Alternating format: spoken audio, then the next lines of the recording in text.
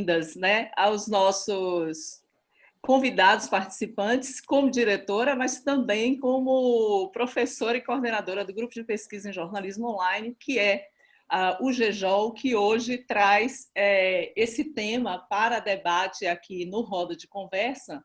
E eu quero dizer que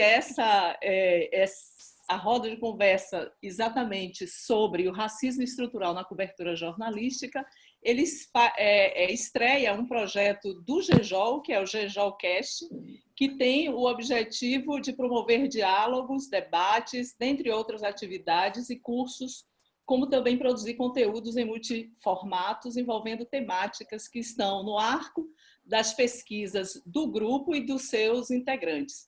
Então, estou muito contente e feliz por dar aqui as boas-vindas e ter hoje conosco, né, os colegas jornalistas, as colegas jornalistas, todas aqui participantes, egressas da Faculdade de Comunicação, que isso é bom, né? E egresso aqui são pessoas que muitos aqui conhecem, temos aí uma audiência certamente de muitos amigos e colegas. Então, eu quero agradecer desde já a Luana Assis, Cleidiana Ramos, Gilson Jorge, e aqui conosco pelo GEJOL, quem fará a mediação efetivamente, vai estar aqui durante todo o tempo da nossa roda de conversa, é a Ana Carolina Araújo, jornalista também, doutoranda no Pós-Com, que fará a mediação e vai conduzir hoje a roda de conversa. Também conosco a Mariana Alcântara, jornalista, professora e doutoranda no Pós-Com, também aqui conosco. E no backstage estão Sueli Fontes e Jéssica Carvalho, são servidoras e trabalham no nosso Núcleo de Comunicação e Extensão na Facom, que é o núcleo que operacionaliza e executa esse projeto em casa com a Facom. Então, espero que tenhamos aí um ótimo debate, um ótimo diálogo nessa sexta-feira à noite. Passo, então, a palavra à Carol, que vai também dar aí algumas informações sobre como será essa nossa roda de conversa aqui de hoje. Carol.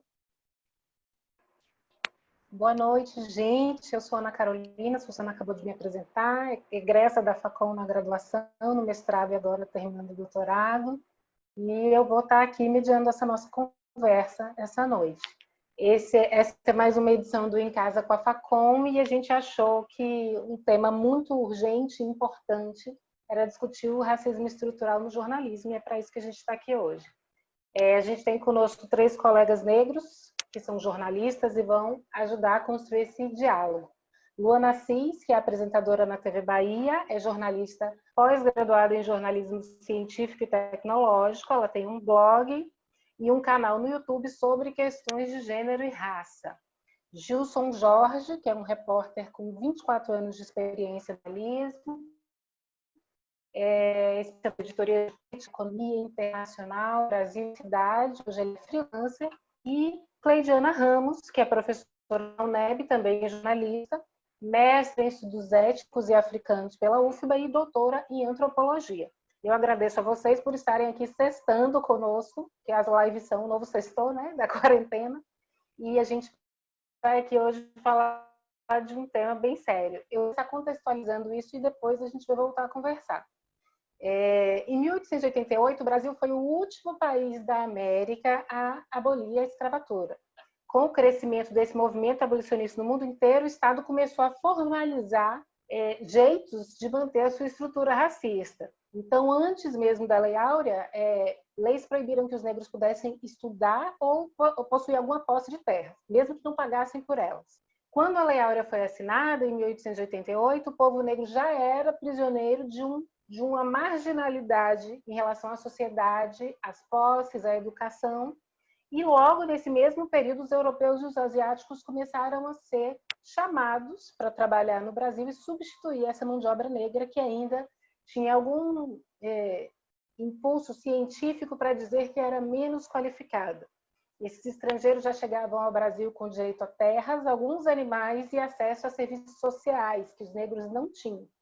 E aí, quando a República é proclamada, ainda passamos a ter mais leis. Uma era a Lei da Vadiagem, em que todos os negros encontrados pelas ruas sem trabalho ou sem tarefa podiam ser presos. e a outra era a Lei do Capoeira, que proibia as rodas de capoeira e que, na verdade, tinha o objetivo de impedir aglomerações sociais entre os grupos negros.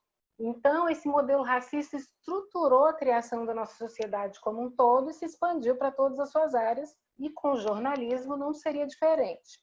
Segundo o IBGE, a gente tem hoje no Brasil 56,4% de negros, e na Bahia, que a gente está falando aqui no nosso caso mais específico, 81% de pessoas negras.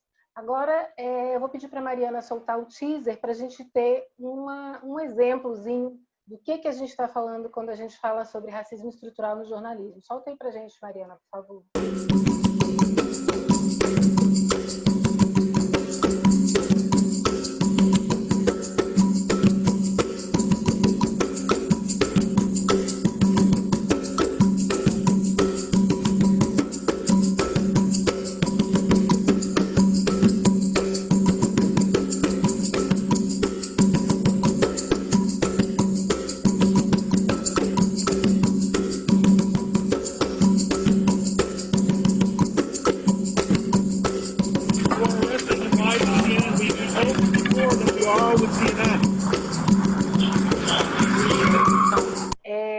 Esses são só alguns exemplos do que a gente tem visto nas últimas décadas, né? E a gente poderia passar horas aqui só mostrando exemplos, mas a gente vai passar adiante no debate. Então, como está perguntando, a Cleidiana Ramos. Cleidiana, qual você quer a influência do racismo estrutural no jornalismo? Por que a gente tem, enquanto categoria, tanta dificuldade ainda de admitir que os nossos espaços jornalísticos e a nossa cobertura ainda são racistas? Bom, boa noite a todas e todas, uma saudação especial à nossa mediadora, as colegas, a colega Luana, o colega Gilson, muito bom rever vocês, a gente se vê tão pouco, né? Principalmente quando a gente está em espaços diferentes ou está até mesmo na redação, né? Porque a gente vive em bolhas, né? A gente já conhece esse efeito bolha há muito tempo, né? Bom, o racismo no jornalismo, ele segue muito o padrão de toda a sociedade brasileira, né? A gente tem uma persistência ainda muito forte, por exemplo, do negacionismo, né? Então, me parece que as pessoas têm um pensamento mágico, né, de que basta elas não falarem de racismo que o racismo não vai existir, né? E isso é muito violento. Inclusive quando você tira das pessoas, né, das pessoas negras, de nós negras e negros, quando você quer diminuir as nossas experiências. Não existe nenhum tipo de racismo que dói mais ou dói menos, né? Racismo não está só ligado a impedimento, a te proibir de entrar em um determinado lugar ou de acessar alguma coisa. O racismo está no olhar. O racismo está, muitas vezes, quando... Né, isso aconteceu muito comigo, principalmente a gente que é do jornalismo impresso e que o rosto não aparece, né? Então, quantas vezes eu entrava, ia entrevistar alguém e a fonte se surpreendia quando me via entrar na sala. E quando eu percebia, né, porque isso a gente percebe, a justificativa normalmente era: nossa, porque você é tão jovem que eu imaginei que você era estagiária e não uma jornalista, né? Você é estagiária, você é formada, né? E isso num período em que estágio não acontecia de forma tão fácil, principalmente no jornal que eu trabalhei, que era o Jornal da Tarde. Então, na verdade, é isso, uma dificuldade, uma má vontade, em alguns casos muito má fé, né? Porque a gente fala de racismo, a gente fala com propriedade, não apenas quem passa, quem sofre, mas quem se dedica, né? Tantas e tantas e tantas pessoas da área de ciências sociais, da área de economia, e que estudam e que pesquisam e que têm critério para fazer isso. E para afirmar, né, que ele está aí de outras formas, né? Independentemente de como você compara, não dá para você querer dizer que Brasil e Estados Unidos é assim, são histórias completamente diferentes, realidades completamente diferentes, né? Mas e isso tem me incomodado muito, essa coisa de negar, inclusive as lutas pretéritas, né, dos movimentos negros no plural. O movimento negro não é uma coisa só, nunca foi unificado. Existiu um movimento negro unificado na instituição, mas os movimentos negros nunca foram unificados, sempre foram diversionistas, porque nós não somos iguais. Nesse sentido, a gente pensa de várias formas, a gente tem várias estratégias, né? Então, assim, para começar isso, acho que é um reflexo mesmo do geral, do todo. Como dizia a Florestan Fernandes, brasileiro tem preconceito, mas tem todos. É verdade. Uma vez você fez esse comentário na redação antiga do Correio na Paralela, um colega me disse, alguém fez esse comentário sobre não sou racista, e aí esse colega falou na roda: nós todos temos preconceitos, a diferença é onde cada um esconde o seu. Eu achei tão genial, porque dizermos que não temos, né, é só um jeito de negar. Eu achei muito importante você falar isso, Cleidiana, porque eu acho que todo jornalista negro já passou por essas abordagens de nossa, eu achei que você era estagiária. E às vezes quando a gente não tem mais nem idade para ser estagiário, né? Então você vê que claramente a carinha de surpresa da pessoa não era porque ela achou que você era estagiária, né? Por outros motivos. Eu sei bem disso. Né? A gente tem um depoimento que eu vou pedir para a Mariana ir ajeitando, que é da Silvana Oliveira. Ela hoje trabalha na Rádio Sociedade FM, e a Silvana fala muito sobre essa realidade de, em todos os espaços jornalísticos, em quase 30 anos de carreira, ela ser uma das poucas negras. Eu acho que isso é uma coisa que é bem claro para a gente, né? Nas redações há negros outras coisas, mas nem tantos negros jornalistas. E aí eu queria ouvir o que a Silvana fala para a gente continuar a nossa conversa. Ao longo da minha vida eu sempre fui uma das poucas ou a única. Foi assim no colégio, na faculdade, nas especializações da vida. Para vocês terem uma ideia, a primeira vez que eu tive uma colega negra de redação foi aqui na Bahia, na Band, Linda Bezerra, depois de mais de 15 anos de profissão e passagem por várias redações de TV e de rádio em São Paulo. Mas lá atrás, quando eu era criança, eu já tinha tido contato com racismo estrutural. Foi lá no colégio que me disseram que eu não podia ser diplomata por causa da cor da minha pele.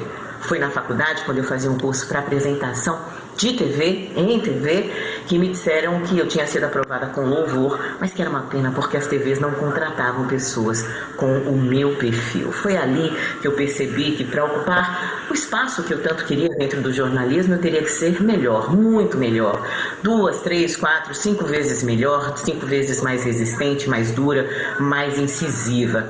Foi ali também que eu percebi a solidão da profissional negra, que não tem uma mais velha para orientar, que não tem alguém para olhar nos olhos, para trocar confidências e vivências. Hoje, como gestora e como talvez uma mais velha, o racismo continua ali à espreita, ele continua em alguns momentos aparecendo, seja num médico entrevistado que não te acha tão capaz assim para entrevistá-lo, sem nem sequer te conhecer, seja em grupos que visitam a empresa que você trabalha e que perguntam onde está ali a diretora. Mas o que eu faço, na realidade, para tentar transformar essa situação que a gente vivencia hoje, facilitar a vida de quem está chegando agora, é uma espécie de uma ação afirmativa dentro da própria redação. Eu busco ter dentro da nossa redação diversidade, a cara e a cor da Bahia. Fomento a autoestima, fomento o estudo, fomento o desenvolvimento das potencialidades para que as pessoas tenham a certeza de que elas podem tudo o que quiserem dentro do seu esforço e dos seus desejos. Muito interessante isso que a Silvana fala sobre a mais velha. Ela citou Linda como a primeira colega negra dela numa redação. Linda foi minha primeira chefe de reportagem. E eu acho que essa experiência de chegar a uma redação grande, ver uma mulher negra que não tenta se embranquecer e faz o jornalismo sob a perspectiva dela, foi um ganho fantástico para o meu entendimento do que era ser jornalista. Porque realmente, nos anos 90, o que denuncia aqui a minha época, isso era bem atípico, e eu acredito que ainda seja. Não vejo tantas Lindas Bezerras e Silvanas ainda, né? Mesmo aqui em Salvador, com 80% de população negra. Nesse sentido, eu queria fazer uma pergunta para a Luana. Lendo sobre o movimento negro, eu tenho lido muito sobre uma palavra que se chama totemização, que é transformar num totem, ou numa estátua, ou num símbolo a pessoa negra, num espaço onde, de fato, não há diversidade, no espaço onde ela é a única pessoa negra. E Luana, que é a nossa convidada, é uma mulher negra muito competente e que foi para a TV Bahia e nas redes sociais se movimentou um apelido, talvez, de Maju Baiana. E eu queria te perguntar, Luana, se você tem receio de ser alvo desse tipo de prática, de ser totemizada. Eu sou aqui a apresentadora negra da TV Bahia, mas que a sua qualidade profissional, as suas competências sejam deixadas em segundo lugar. E como é que você faz para lidar com isso? Porque, por mais que algumas pessoas negras estejam chegando, ainda é um ambiente de trabalho, uma estrutura de trabalho extremamente Olá, gente, boa noite. Quero cumprimentar a todas, todos, Cleidiana, Gilson, Ana Carolina e as pessoas que estão aí acompanhando essa nossa conversa, pessoal da produção também, Mariana e companhia. Esse fenômeno da totemização, ele faz parte do racismo estrutural, porque é um movimento que as instituições, né, que seguem o modelo racista que estrutura a sociedade, é um fenômeno que as instituições precisam adotar, isso públicas e privadas, para manter a estrutura de poder, manter a hegemonia dos grupos dominantes. Então, na imprensa não é diferente, não apenas em emissoras de TV, de rádio, de jornalismo impresso, como a gente ouviu no depoimento de Silvana, né, Silvana Oliveira, que inclusive foi minha primeira chefe negra, de duas que eu tive, a outra foi Marlene Lopes, inclusive as duas que mais me ensinaram, né, assim, contribuíram para a minha carreira. E esse fenômeno, né, assim, ele tem essa estrutura, né, que faz parte da sociedade. Como eu pessoalmente lido com isso, né? Você, respondendo aí a sua pergunta. Existe na minha trajetória essa preocupação de ser 3, 4 vezes melhor sempre, né? Isso que Silvana fala, eu me identifico bastante, porque a gente precisa de fato buscar essa excelência, porque existe essa cobrança fruto dessa sociedade racista em que a gente vive. Então, o fato de eu ser uma das poucas jornalistas negras, não apenas onde eu trabalho hoje, mas também em outros lugares até aqui, e Silvana também ter passado por isso, como ela mencionou, isso não significa que falta competência em outras jornalistas negras ou outros jornalistas negros. É apenas uma reprodução desse modelo racista que a gente tem na sociedade. Então, na realidade, eu busco essa excelência o tempo inteiro, e em relação a esse apelido, né, de Maju Baiana, que é algo que tem uma relação direta com o tipo de trabalho que eu fui contratada para fazer, né? Um perfil físico muito parecido. Semelhante. E também uma baixa representatividade nas emissoras de TV, né? De um modo geral. Então, existia essa carência, e existe ainda. Na verdade, meu grande assim, objetivo assim, também, não só pessoal, mas coletivo, é que eu não ocupo esses espaços sozinha, né? Aquela coisa de uma sobe puxa a outra. Eu não quero estar sozinha, não quero ser a Maju Baiana ou a Luana Assis.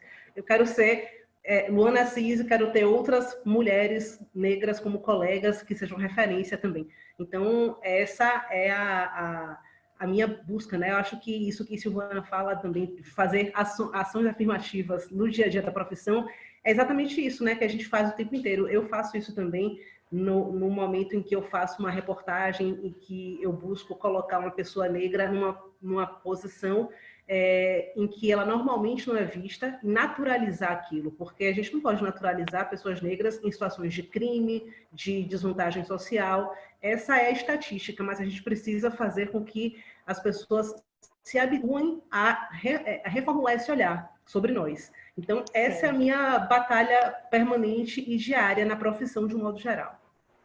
Massa, muito legal a sua colocação, de não querer ser o ícone ou o totem, né? Exatamente. Uma sobra e puxa quem tá embaixo.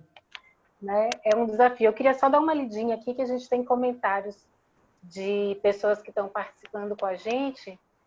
Raulino Júnior diz aqui: Cleidiana é uma referência máxima. Gostaria de agradecer. É meu sonho entrevistá-la um dia. Adriana Lima, da Boa Noite, diz: estava falando justamente da pouca ou quase nenhuma repercussão do episódio do deputado com Silvana Oliveira. Será que se fosse outra jornalista parecia despercebido? Silvana, minha solidariedade. Para quem não sabe, Silvana é diretora de redação na Sociedade FM e ela passou por um episódio com ele é deputado estadual, né? Marcel Moreira. E ele foi muito... Moraes, perdão. Obrigada. Ele foi muito ofensivo com Silvana, grosseiro. Enfim, ela deu uma resposta muito educada, muito polida e muito apropriada. Mas, de fato, eu acho que é muito certo dizermos que se uma de nossas repórteres brancas, medalhões das nossas TVs ou das nossas rádios tivesse passado por isso, a projeção desse acontecimento muito absurdo. A gente tem um último depoimento aqui, que é de Kelly Quirino. Ela é uma jornalista de Brasília que também pesquisa racismo no jornalismo, além de ser uma mulher negra trabalhando nessa área. Eu queria que Mariana colocasse, porque aí depois a gente vai conversar mais livremente aqui, tá bom?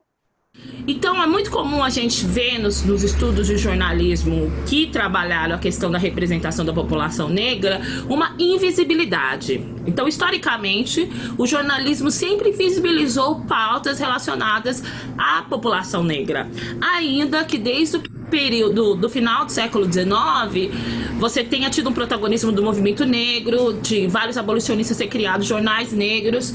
Na mídia hegemônica, isso não foi reproduzido da mesma forma de importância. E isso impera até hoje. Lélia Gonzalez, nos anos 70, chegou a falar que a invisibilidade da população negra é racismo.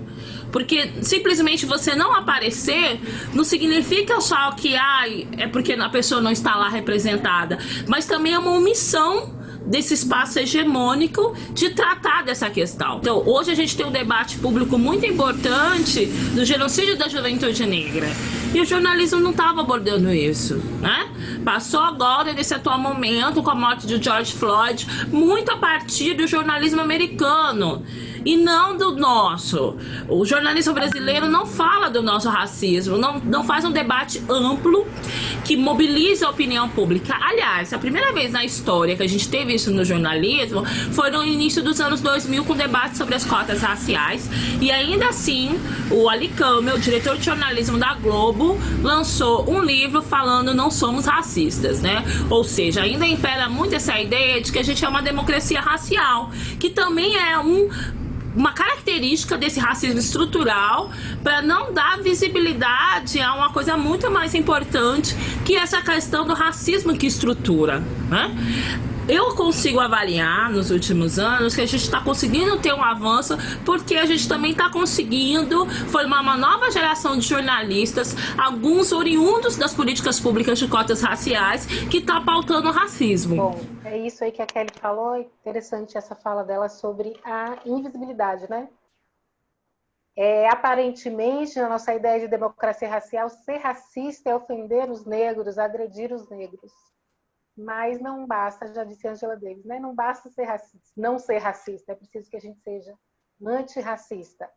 E nesse sentido, eu queria fazer uma pergunta para o Gilson, que ele tem aqui um lugar de fala que eu e as meninas não temos, que é o lugar de fala do homem negro, que enfrenta situações que, apesar de a vida da mulher negra também ser difícil, o homem negro enfrenta situações e visões sobre ele muito estereotipadas que a gente não tem como olhar por esse ponto de vista. A ideia de que o homem negro ele é perigoso, ele é bruto, ele é violento, ele é marginal, isso é uma realidade. Eu acho que o caso do George Floyd despertou isso de uma maneira muito significativa. Outras reportagens têm falado nesse momento, por exemplo, sobre o uso de máscaras para se proteger do coronavírus por homens negros, que em muitas circunstâncias abrem mão da sua segurança, da sua biossegurança, de proteger a sua saúde, porque eles têm medo de máscaras serem encarados como pessoas criminosas, e isso é uma realidade. Nesse sentido, eu queria perguntar para o Gilson se no trabalho dele como jornalista, ele tem histórias ou passou por situações semelhantes de ter sido visto, não como quem é, mas de já ter sido olhado por uma lente aí dos estereótipos do racismo. E como é que foi isso para ele? E como é que ele vê esse futuro dos jovens jornalistas negros homens, né? O que ele não gostaria que esses meninos que estão chegando agora na nossa profissão passassem?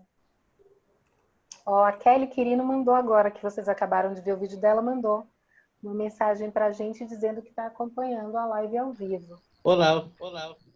Boa noite, Cleidiana, boa noite, Luana, boa noite, Ana Carolina, boa noite a todo mundo que está na discussão.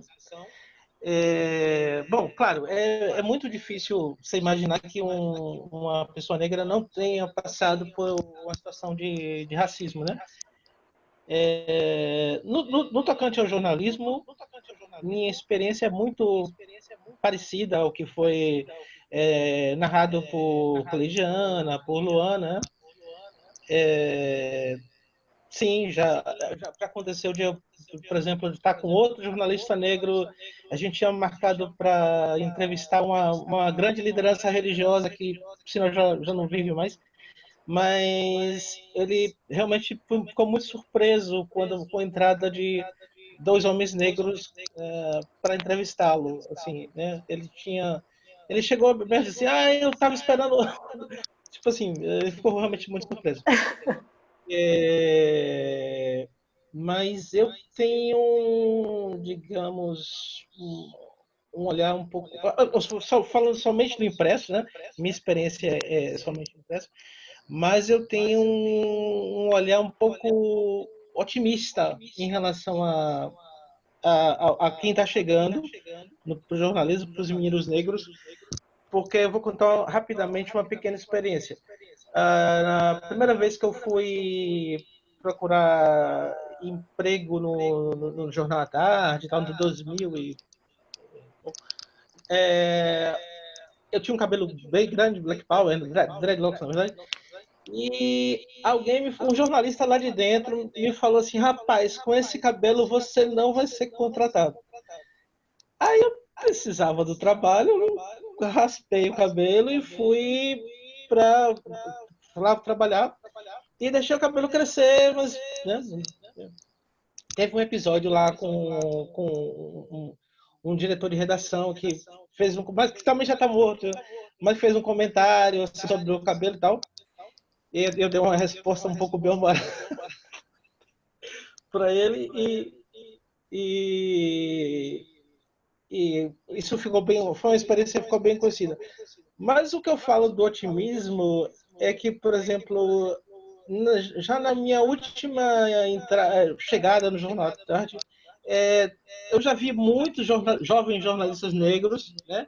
E muitos deles com Black Power e sobretudo, muitos deles com uma atitude vencedora, assim, tipo assim, eu tô aqui e não vou me tirar, entendeu?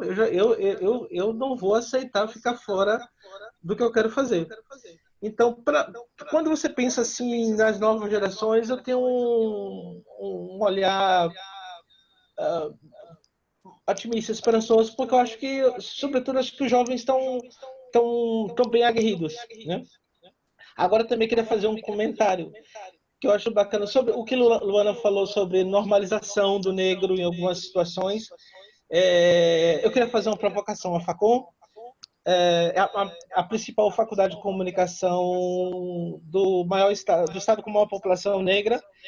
Eu acho bacana essa iniciativa que vocês estão tendo de fazer essa roda de discussão. Agora, eu ficaria muito contente também que em futuras rodas, onde o assunto seja economia, cultura, que haja tantos jornalistas negros discutindo, que os jornalistas negros não sejam lembrados para discussão somente porque são negros, somente para discutir racismo, mas pensar que eles também podem discutir, sabe, economia, outros assuntos, e talvez a gente tenha essa preocupação aí de normalizar essa presença maior do negro na mídia no estado que tem uma população negra considerável. Né? Eu acho sensacional que você diga isso, porque eu acho que é exatamente sobre o que a gente está falando. O racismo está na nossa estrutura. E por que que a gente ainda, eu, por exemplo, como mulher negra, ou em outros espaços que a gente esteja, a gente acaba em muitos momentos só escolhendo as pessoas negras para falar sobre negritude ou sobre racismo. E por que que essas pessoas não estão falando sobre todas as coisas? Eu acho que isso é uma pergunta que a gente tem que se fazer todo dia. No ano passado, eu li um livro que dizia: quando você frequentar lugares, procure, olhe ao seu lado e veja quantas, além de você, são as pessoas negras que não estão servindo nem limpando. E isso é um caminho sem volta, né? Você começa a entrar em todos os lugares e dizer: meu Deus, as outras pessoas negras não estão aqui. É um lugar de privilégio ter estudado, ser jornalista. Apesar de todas as realidades, a gente ainda está num lugar de privilégio dentro dessa realidade. E a gente precisa pensar sobre. Quando você falou sobre essa presença na Facom e sobre esse otimismo no jornalismo, eu acho que talvez Luana não, porque é bem mais jovem que eu. Mas os outros colegas acho que também pegaram a Facom sem cotas. Então, era uma faculdade muito branca. E quando eu voltei para a pós-graduação, foi uma experiência extremamente forte e gratificante ver a universidade pública cheia de jovens negros estudando e se formando. E por isso mesmo vão chegar mais as boas redações, né? Porque estão tendo acesso a uma formação que nem todos tinham. Era muito limitado ainda. Eu disse para vocês que era o nosso último vídeo, mas agora sim é o nosso último vídeo, que é o depoimento da Midian Noelle, que é uma jornalista e assessora de imprensa, que fez umas observações também. Antes de Mariana, enquanto ela se prepara, eu só queria pedir que as pessoas que estão participando aí na nossa plateia virtual, online, virtual não, online, que possam mandar perguntas, porque aí depois desse vídeo a gente vai começar a fazer um papo mais solto, para usar o resto do nosso tempo para discutir coisas atuais e que venham também do pensamento de vocês, para abrir aqui a roda mesmo. Pode colocar mais. Enquanto eu trabalho nas Nações Unidas como assistente de mídia, que é uma espécie de assessoria de comunicação, mas com foco em mídia, em comunicação e imprensa, mas também em projetos, pelo Fundo de População da ONU, eu também pude participar de um encontro do senhor Babatunde Ozokimehun, que era o diretor executivo do UNFPA, com a mãe Stella. E foi um momento muito marcante que eu pude registrar a conversa deles em Yorubá, inclusive, no terreiro, no Eliashel Funjá. E eu acho que ali foi um momento histórico, um momento que para mim foi muito significativo e de compreensão da importância da minha profissão enquanto jornalista e antirracista, enquanto mulher negra. Então foram muitos momentos, né? Inclusive, atualmente, estar colunista de um jornal como o Correio possibilita trazer narrativas nossas que nem sempre as pessoas conseguem cruzar, né, interseccionar as perspectivas de gênero, raça, etnia, geração, e a comunicação nos possibilita isso. E o fato de ser militante e também atuar enquanto mídia ativista em diversos campos, inclusive integra uma organização de mulheres negras, é importante ter essa interseção da comunicação também ter enquanto um espaço de promoção de direitos, né? Independente de você se sentir ativista ou não. E os assessores de comunicação também precisam entender que nosso trabalho é fundamental. Eu acho que a assessoria sim tem um papel fundamental para poder permitir que a gente paute a mídia também. Não adianta também só a imprensa, a redação, fazer uma pesquisa, fazer um investimento por informações, enfim, por conteúdo, se a gente, enquanto produtor também de conteúdo que pauta essa imprensa, não se dedica no levantamento dessas informações. Eu fiquei pensando que a fala de Midian, na verdade, complementa até isso que Gilson estava dizendo, né? Dessa importância de que a gente possa normalizar as pessoas negras em diferentes espaços, não só dentro das redações, mas como fontes também. Quem são os juristas negros que nós entrevistamos, quem são os médicos negros que nós entrevistamos e quanto isso é importante para desmanchar um pouco essa estrutura antirracista. Eu não sei se vocês acompanharam, na segunda-feira, o Roda Viva, nós tivemos um jurista, o professor Silvio, negro, e com uma roda bastante negra, mas isso foi uma provocação que aconteceu mais ou menos 3 semanas antes, quando o influenciador digital Felipe Neto foi convidado para o Roda Viva, e um outro influenciador que tem uma agência de publicidade voltada para os temas da negritude, que se chama Ad Júnior, ele fez uma provocação no Instagram dizendo que o Roda Viva deveria se chamar Roda Branca. E ele fez um levantamento de que nos últimos 6 meses o Roda Viva não tinha levado nenhum entrevistado, nem nenhum jornalista negro para participar e que não era possível que no Brasil só pessoas brancas tivessem o que dizer no Roda Viva. Apesar, ele foi muito bem-humorado, e a Vera Magalhães, que é a editora do programa, logo que esse vídeo viralizou, ela foi ao Twitter se desculpar e dizer que, de fato, o racismo estrutural estava atingindo a produção do programa e que ele não era proposital, mas que era real e que eles precisavam assumir. E aí, na semana seguinte, entrou uma entrevistada negra e essa semana nós tivemos já uma entrevistadora negra, perdão, e essa semana nós tivemos uma entrevistada negra. Um entrevistado. E aí eu acho que essa questão de continuarmos nos mobilizando e falando, seja pela internet, às vezes tem uma certa crítica, porque são os ativistas de Facebook, são os ativistas de Twitter. A gente precisa entender que essa é uma realidade, que fazer barulho nas redes sociais, sim, é capaz de provocar reações hoje. Eu vou começar agora a trazer perguntas aqui para vocês, e quando forem perguntas para alguém específico, eu coloco, mas fiquem livres para responder. A primeira pergunta é da Alessandra Oliveira e ela diz: eu queria saber como os convidados avaliam as suas graduações em jornalismo sobre racismo, se eles acreditam que o racismo foi discutido enquanto eles estudavam sobre jornalismo. Eu não sou convidada, mas posso dizer que no meu tempo de faculdade não era um tema. Realmente não era um tema. Para vocês, Gilson, você se lembra de discutir isso na universidade? Olha, eu vou dizer o seguinte, é uma coisa pontual. Eu tive um professor especificamente, o Fernando Conceição, sim, que ele, claro, sempre trouxe isso para a sala de aula, né? Sempre levantou essa discussão. Mas, voltando a essa coisa, né? É uma pena que seja somente assim, um professor negro que tem que falar sobre racismo, que um professor gay que tem que falar sobre direito do LGBT, que apenas uma professora tenha que falar sobre o direito das mulheres. Todo mundo devia discutir essas coisas. É muito ainda, é muito fechado, né? Se alguma das meninas quer falar? Sim, eu fui estudante de graduação na Facum de 2004 a 2008, então, na verdade, eu entrei um semestre antes das cotas, então eu peguei uma transição, né, daquela Facum branca para uma Facum diversificada, e realmente foi bem impactante, né, perceber, assim, porque quando eu cheguei foi aquele...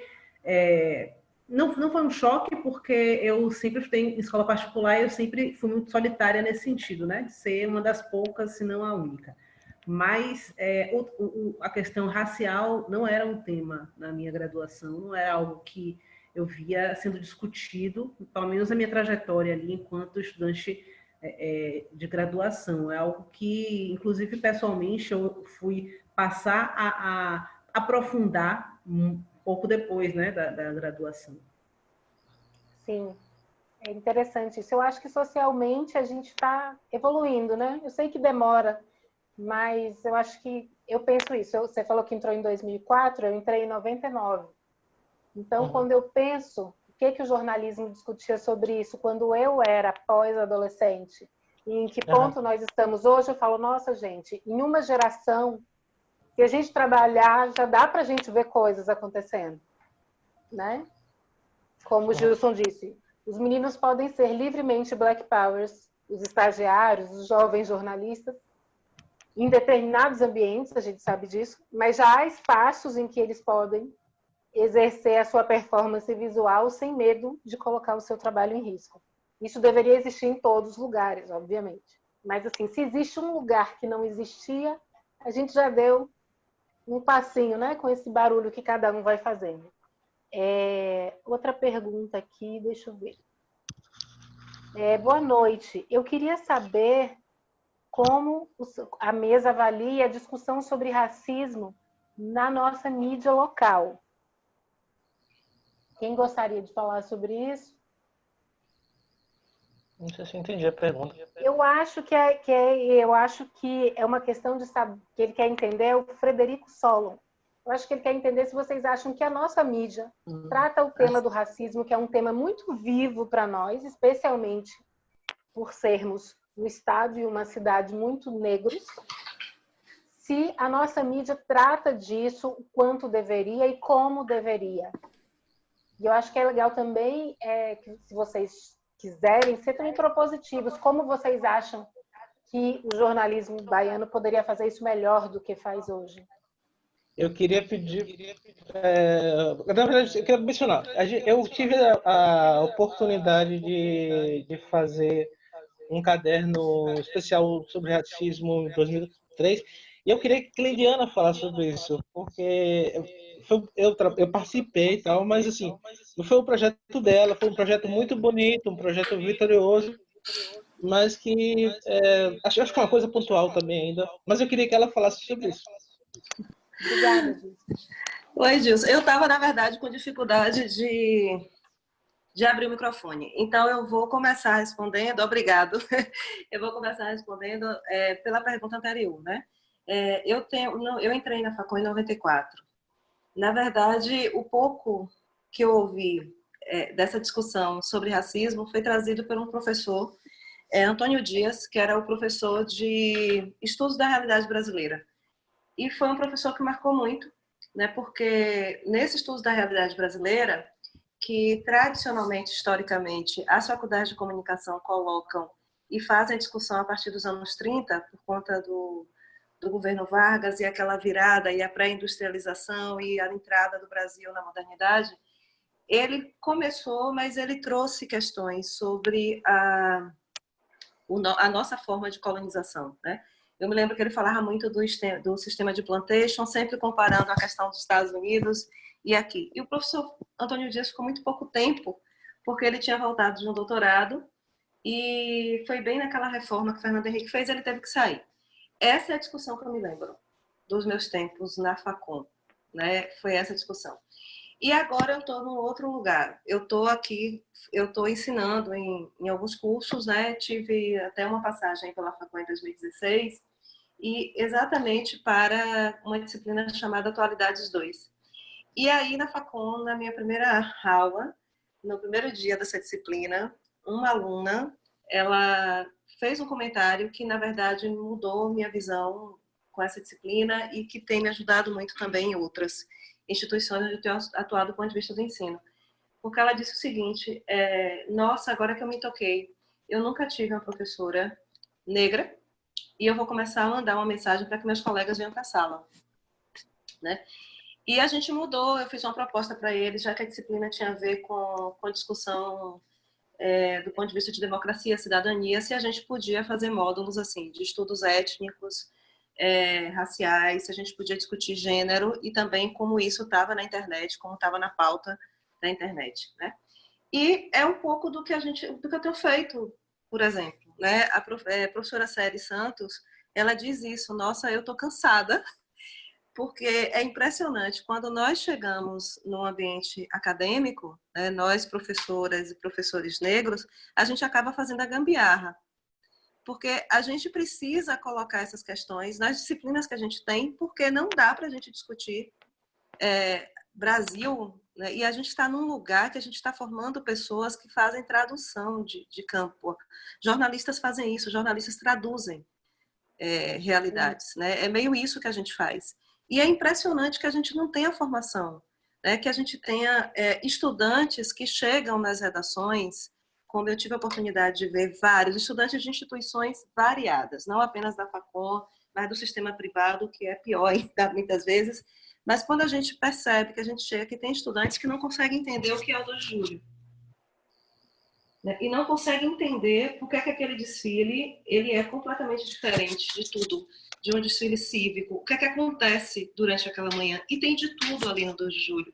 No 2 de julho tem até discussão de gênero, mais recentemente, de diversidade, do ponto de vista de sexualidade, né? Com a performance das balizas durante a tarde, e que é um lugar onde, principalmente, gays, transgêneros, eles tomaram para eles, né? E eles estão ali, disputando aquele campo. Então, assim, não é possível que a gente ainda tenha que fazer isso dentro das redações. A gente tem ainda que fazer essa formação, e é o que a gente tem feito também nas faculdades, né? E nas faculdades baianas, né? Eu não estou falando de São Paulo, né, de Santa Catarina, eu estou falando da Bahia, que não tem disciplinas nesse sentido, né?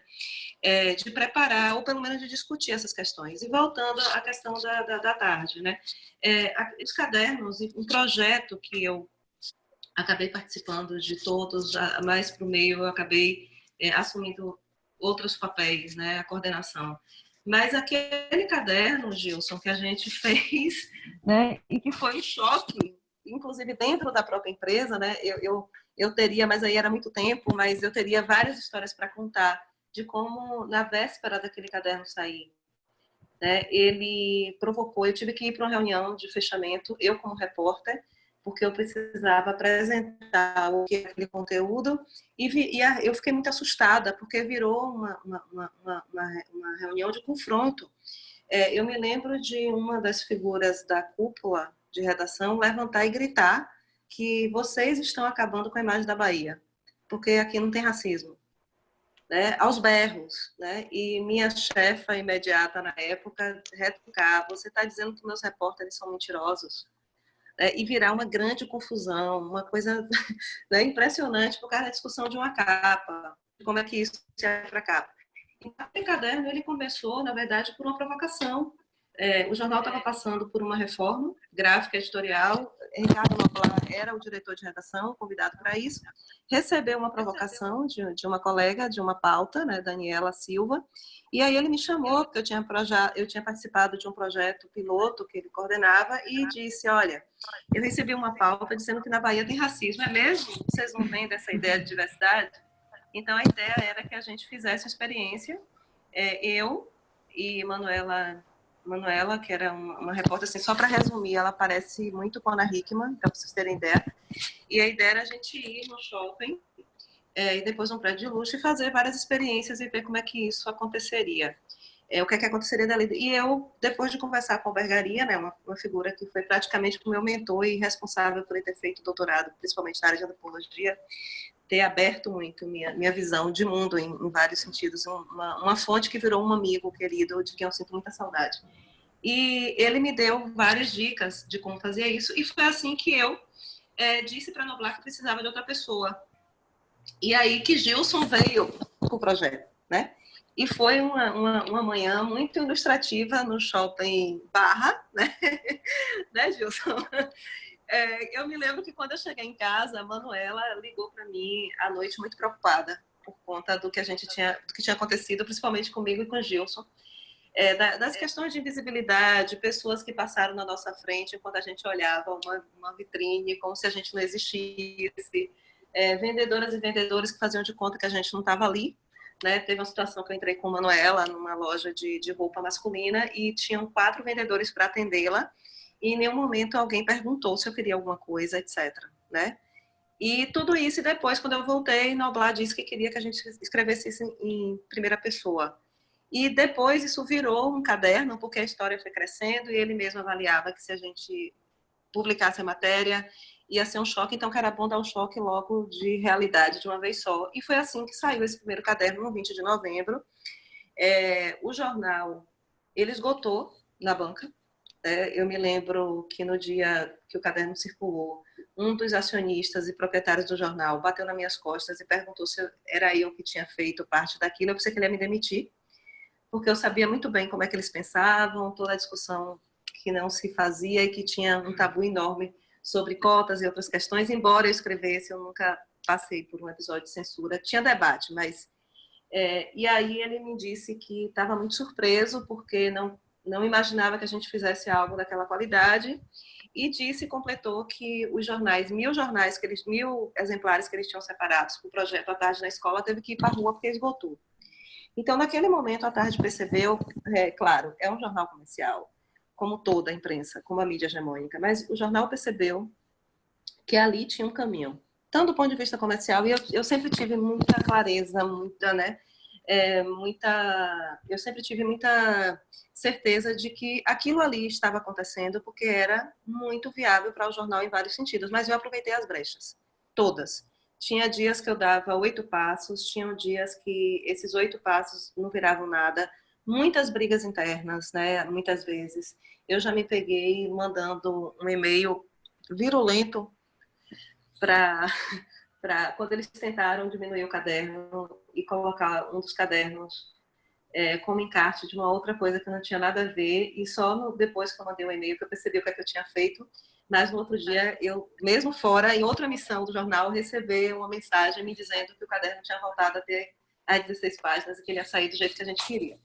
Mas é isso, né? E eu não vejo nenhum tipo de forma sistemática. É muito isso, é muito ações individuais de quem sofre, de quem percebe e de quem tenta, e que vira uma batalha muito dura e de escolha profissional, né? Em vários momentos, por exemplo, da minha trajetória, já estou falando demais, gente, tem que me cortar.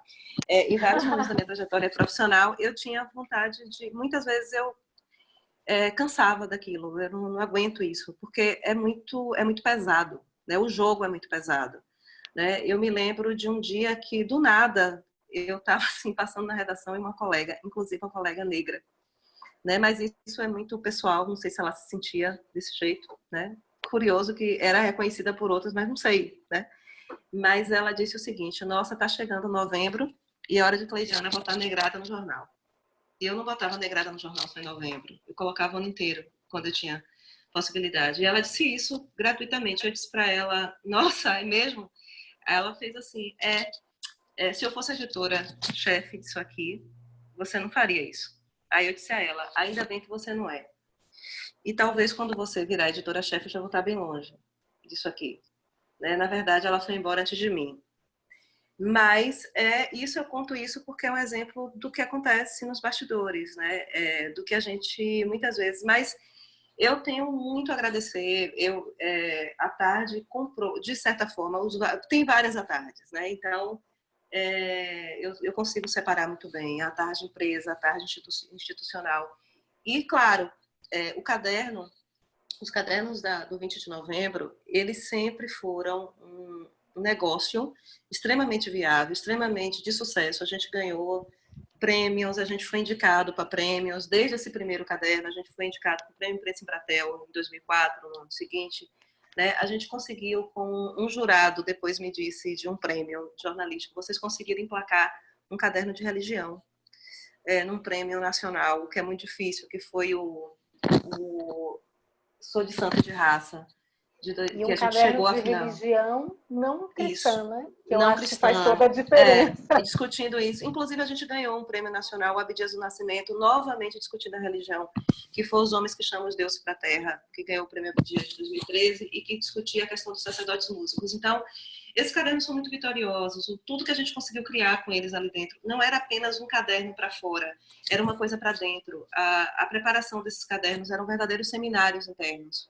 Né? Tinha uma espécie de conselho formado por pessoas da sociedade civil, dos mais variados segmentos do movimento negro, que discutiam a pauta com a gente.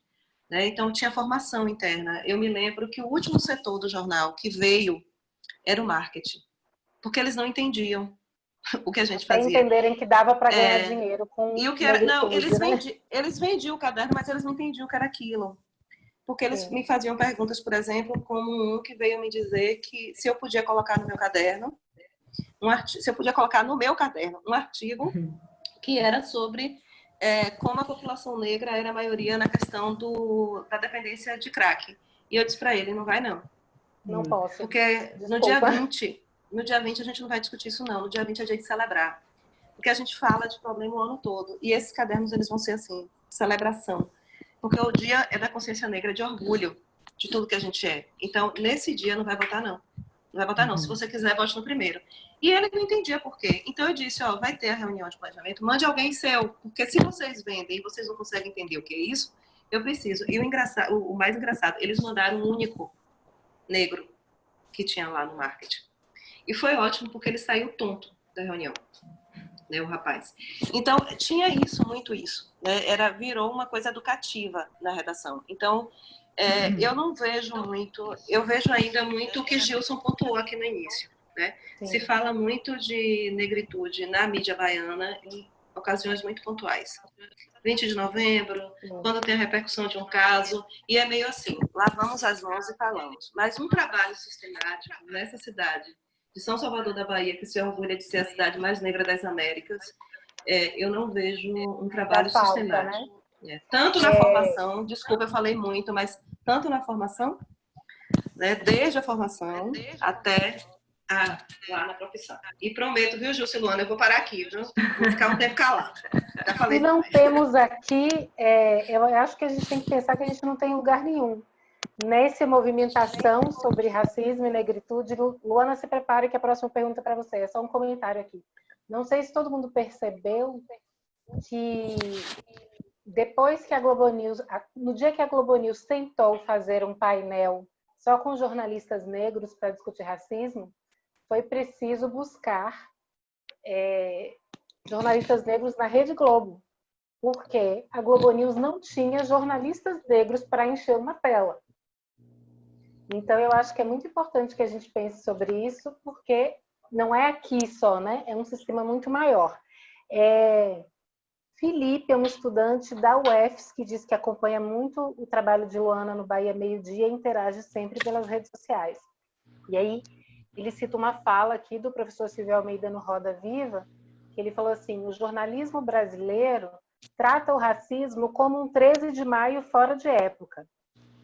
Como se a gente tivesse sempre falando de uma lei, esquecendo que é uma lei áurea que não resolveu coisa nenhuma, e falando de um racismo meio ilustrado, meio doce, assim, essa questão da democracia racial, e aí ele pede que gostaria de ouvir Luana falar um pouco sobre isso, de como é que o jornalismo brasileiro poderia fazer para tratar com a complexidade que merecem as pautas raciais.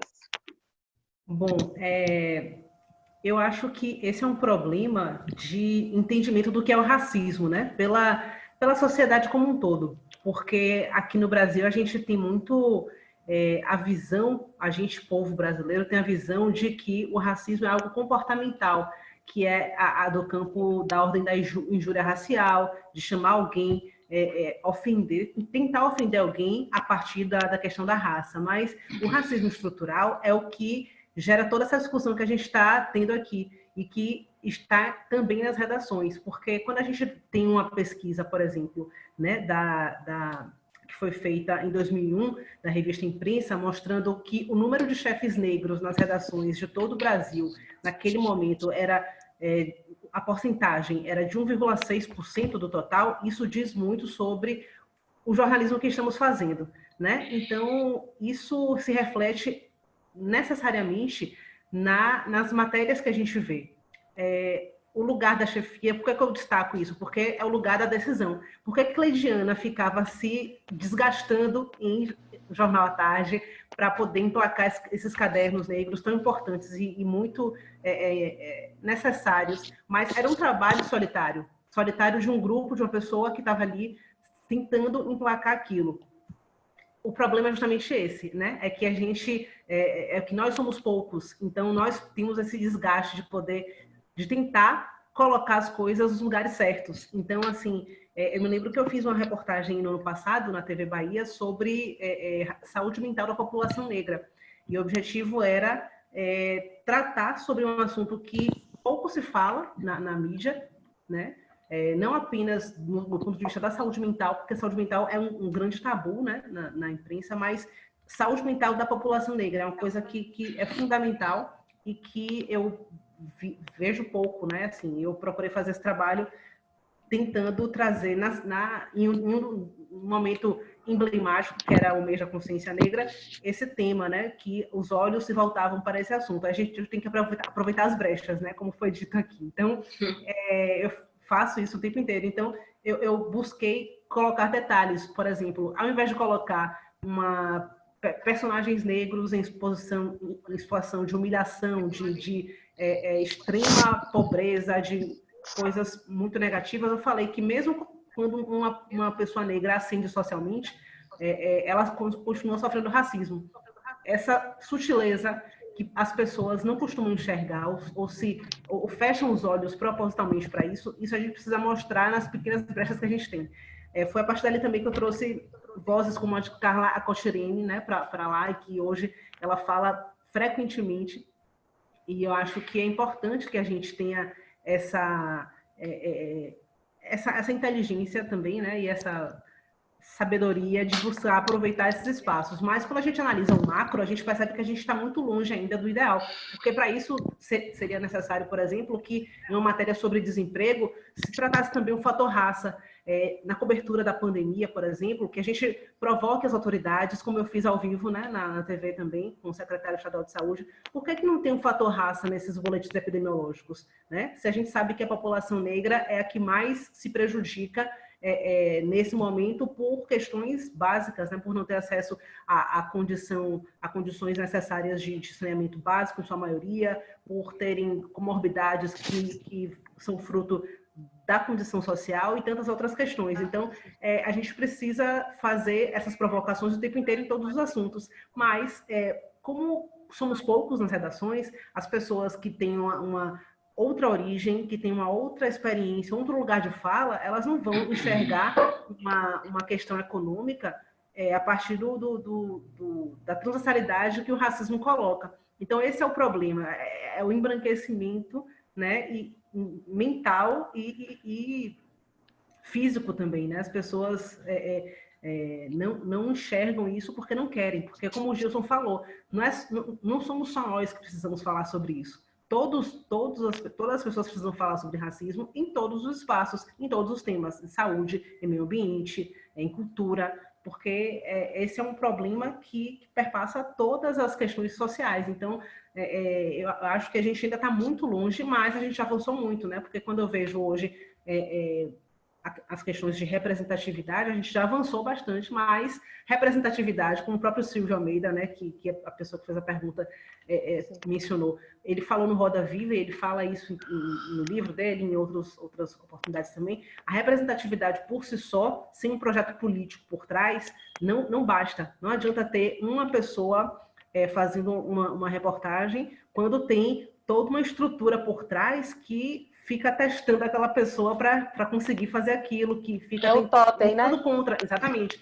Então, assim, isso é algo que a gente ainda está muito distante, mas que a gente está avançando, a gente está caminhando, né? Então, esse é o trabalho e é desgastante emocionalmente para quem está fazendo, mas é o que a gente precisa fazer.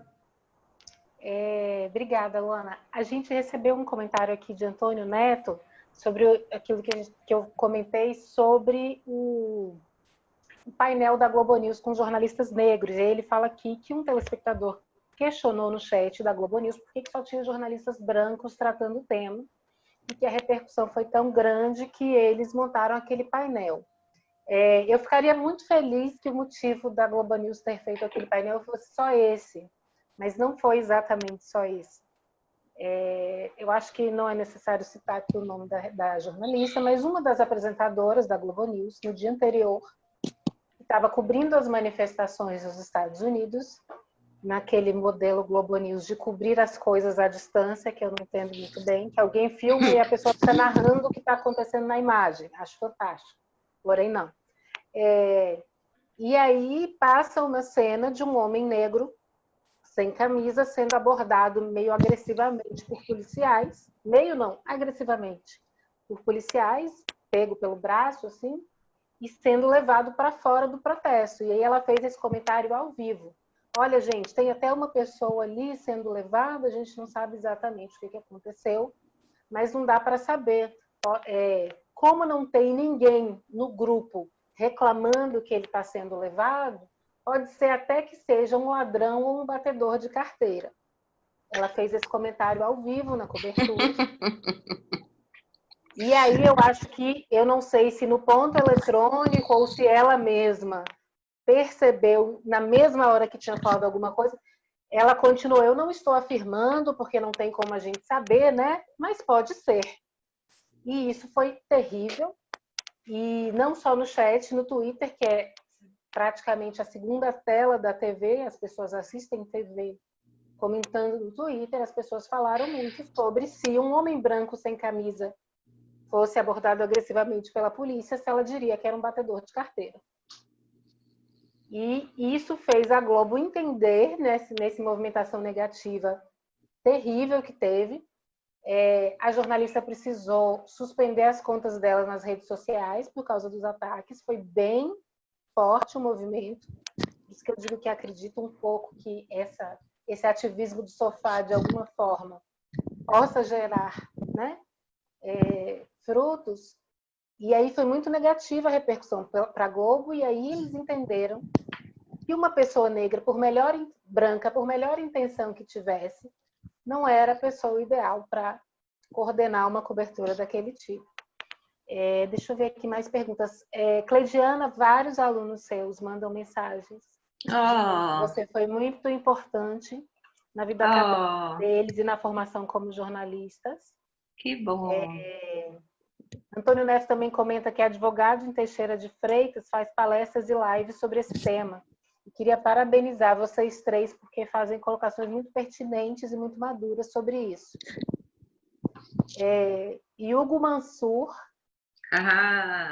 que eu acho que deve ser alguém que você conhece, que fala: os cadernos de consciência negra de à tarde pelas mãos de Cleidiana, Meire Oliveira, Maíra Azevedo, Camila França, Gilson Yuri Silva, refletem a quebra dessa estrutura, e espero que outros jornalistas negros possam fazer isso. Eu vou entregar ele aqui, tá? Hugo Mansur fez um trabalho maravilhoso, a dissertação de mestrado dele foi análise desses cadernos. Tá? Por isso.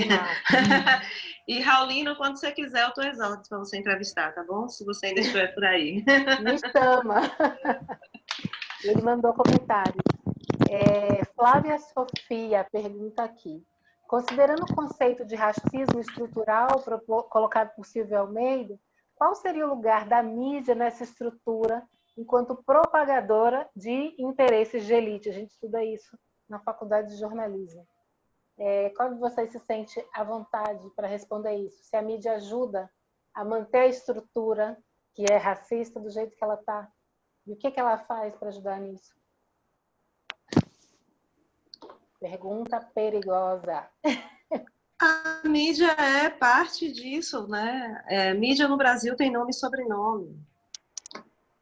São apenas 7 famílias, que são 6 famílias, mais ou menos, que são donas das principais plataformas de mídia. Se a gente pega os sobrenomes, né, o Brasil não teve títulos nobilárquicos hereditários, mas tem suas heranças na política, no judiciário. Né? A coisa mais fácil é quando a gente pega a estrutura da justiça brasileira e a gente compara lá os filhos, os netos, os júniors. Claro, né? Alguém aqui, acho que alguém mencionou Ali Camel, em 2003, né, logo após Durban, a Conferência de Durban, que foi crucial, a Conferência da ONU, das Nações Unidas, sobre o racismo, xenofobia e outras formas correlatas de discriminação. Durban é um divisor de águas no que o mundo, né, um mundo ali que se uniu e resolveu colocar o racismo como uma pauta. O racismo, a xenofobia, a discriminação, as correlatas, etc. Né? Durban, a gente tem que lembrar que a ONU nasceu para combater o racismo, logo depois da Segunda Guerra Mundial. Né? Ela nasceu disso, é o gênero, está na genética dessa coisa chamada Nações Unidas. E a Durban foi fundamental, foi a partir dali que o Brasil adotou, por exemplo, as ações afirmativas a muito custo, que as cotas nas universidades têm a maior visibilidade em relação a isso. Mas vamos ver quem é a Globo, quem são as organizações do Globo, como é que elas se formaram, né? Quem são os barões da mídia do Brasil regionais. Né? Não tem, se a gente for fazer uma análise, não tem separação de poderes em relação, está tudo misturado. E claro, Né? E voltando ao Ali Camel, por que Ali Camel, que a gente não conhece nenhum tipo de atuação dele no ramo de ciências sociais, ele se deu o direito de explorar o privilégio de escrever um livro, com todas as prerrogativas que ele tem de publicar um livro, né? Tem tanto trabalho maravilhoso aí nas faculdades, nos acervos das universidades, e é uma batalha para você publicar um negócio. Né? Você faz sua tese, sua dissertação, e você tem que disputar o edital da EDUFBA. Né? Mas a Licâmia foi lá e publicou uma coisa chamada Não Somos Racistas. Se a gente for comparar algumas coisas que aconteceram, como, por exemplo, uma matéria que o Jornal Nacional resolveu fazer sobre um quilombo de Cachoeira, né, e acusar os quilombolas de traficar madeira. Né? E qual era o interesse em fazer um bloco quase inteiro do Jornal Nacional? Aí, quando a gente olhar qual era a disputa que estava sendo travada ali. Quantos interesses, inclusive imobiliários, para fazer um grande negócio na bacia do Iguape. E quem era que estava por trás desses negócios na bacia do Iguape? O que a Globo fez de criminalização do decreto dos quilombos por conta das ocupações quilombolas, nos chamados quilombos urbanos, que o decreto assinado em 2003 trouxe. Né? Essa interpretação de que existem quilombos também dentro das áreas urbanas, porque depende de algumas questões. E eram terrenos que estavam na Lagoa Rodrigo de Freitas. Por causa disso, a ministra de Promoção da Igualdade caiu, e não foi só porque ela usou um cartão corporativo de R$400, ou R$700, que eu não me lembro direito, né? Então, assim, basta a gente pegar os nomes e os sobrenomes dos proprietários de mídia que a gente vai entender, né? Porque os interesses, porque é que algumas pautas são unânimes, né? Eu não consigo conceber um país em que é unânime algumas questões. Reforma previdenciária, ninguém diz nada contra. Todas as plataformas de mídia, os economistas que são chamados, têm a mesma leitura. Né? Essa unanimidade para algumas questões, como é a unanimidade agora sobre o projeto de saneamento básico. Basta a gente pegar e ir comparando onde é que esses donos de mídia estão. Né, Gilson? Eu queria fazer uma consideração. Você falou sobre os donos da mídia, e eu concordo com você, claro. Mas eu acho que a gente também tem que pensar na cabeça do jornalista de classe média. Por exemplo, o que é que pensa? Quais são as preocupações de um repórter top de TV que ganhe, sei lá, 500 mil por mês? Com o que essas pessoas estão preocupadas? Eu lembro daquele acidente do avião da Gol, quando morreram quase 200 pessoas. E aí virou um inferno que só se falava na insegurança dos aviões e como era perigoso e que o governo... E assim, era um momento que, sei lá, 8% da população brasileira viajava de avião, né? E era uma preocupação muito assim particular desses 8% que tinham. Isso virou, por algum momento, uma das principais questões do país. Assim, só se falava na insegurança dos aviões, como era difícil e tal. Tem esse ponto. Como é que eu posso pensar em mudar a situação do país, mudar o racismo, se esse não é o meu universo, sabe? Se eu não tenho contato com isso. Eu lembro de ter ver uma cobertura do Criança Esperança e tal, não sei o quê. Eu me encostei lá perto de alguns repórteres da TV, e aí a conversa deles era sobre diamantes, coisas assim de outro universo. Essas pessoas não estão preocupadas com o dia a dia, com periferia, entendeu? Isso é difícil que essas pautas entrem na cabeça dessas pessoas. E aí realmente eu acho importante que a gente tenha cada vez mais jovens da periferia fazendo jornalismo. E eu achei bacana, nos últimos contatos que eu tive com a Facom, ver meninos negros, pobres, sabe, sacrificando às vezes, mas para fazer jornalismo e fazendo bem e entendendo o que é que eles podem, como eles podem contribuir para a sociedade, para a vizinhança a partir do trabalho deles. Eu acho que é uma questão básica de ter mais gente que entenda o que é ser pobre, ser negro, para que a gente, aos poucos, consiga fazer um jornalismo melhor. Que é o que a gente vai entender. A gente aprende, né? Dando aula, e tem muitos meus alunos sobre isso. A subjetividade do jornalista, ela é irreversível, você não tem como correr disso. Então, se não está na sua experiência, né? Se a gente não tem jornalistas que experimentam o que é usar transporte público, o que é ganhar pouco, o que é morar longe, dificilmente a gente vai conseguir, salvo exceções, compreender esses acontecimentos, né? Não faz parte da nossa realidade.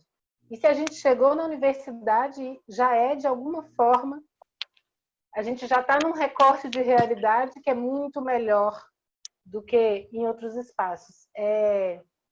Alessandra pergunta aqui, eu acho que complementa um pouco isso que você estava falando, Gilson, que ela fala: uma crítica comum ao jornalismo é a priorização de pautas que interessam majoritariamente a classe média branca e que não fazem parte da realidade da maioria dos brasileiros.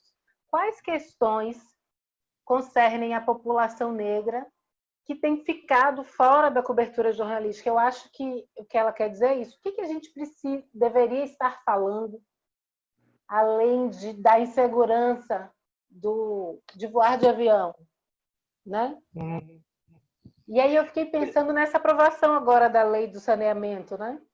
A gente nunca fala sobre isso, a gente tem uma quantidade absurda de brasileiros que não tem esgotamento sanitário, não tem água corrente caindo da torneira. A gente nunca fala e, de repente, a gente tem uma lei, né? A gente nem conhece o tema e agora já tem uma lei pronta. Pois, diga. Não, eu estou um pouco de áudio aqui. Tentar organizar meu pensamento. Eu acho que foi a Alessandra que perguntou isso, né? Alessandra, foi.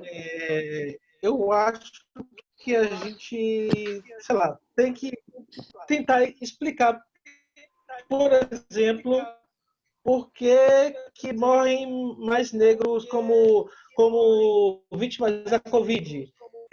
Eles morrem porque eles são negros? Não, eles morrem porque eles estão em situação mais precarizadas de vida, né? Tipo, alimentação, saneamento básico, não tem o acesso, não tem os recursos que a classe média tem. Eu acho que essas coisas precisam ser melhor explicadas, e, sobretudo, que as pessoas entendam como elas podem evitar esse perigo.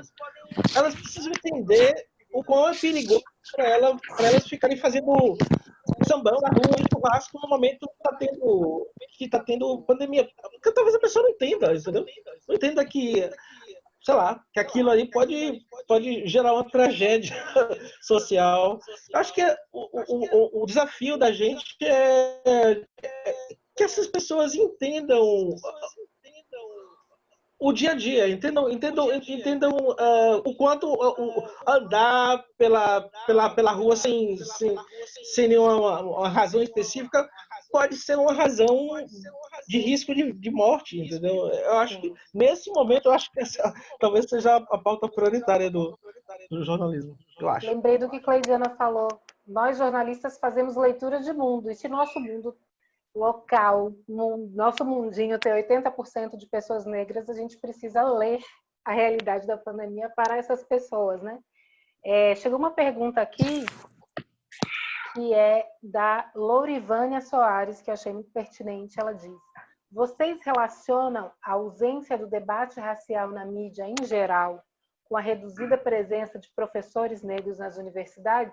Eu não posso falar de todas as universidades, mas eu fui por 2 anos professora substituta na Facom. E eu fui abordada muitas vezes por alunas negras para me dizerem, quase emocionadas, como era para elas uma experiência renovadora e motivadora ter uma professora negra. E eu pensava que, se eu, que sou uma pessoa negra da pele clara e para quem a porta do banco não trava, era capaz de gerar essa motivação nessas alunas, quanto não seria diferente nosso ambiente universitário se a gente tivesse mais professoras negras e negras retintas, dizendo para essas meninas, especialmente as cotistas, que elas também podem ocupar esses lugares.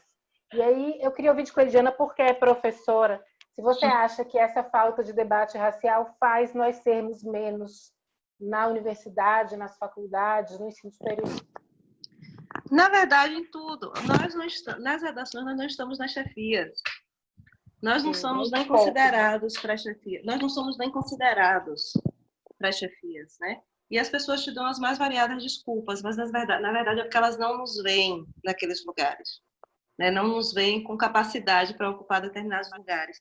Quantos de nós, jornalistas, dentro da loucura, e jornalistas negras e negros, que por mais que a gente tenha tido privilégios, a gente vem de situações familiares que não dá para a gente comparar com colegas não negros, né? Por mais que a gente chegue, né?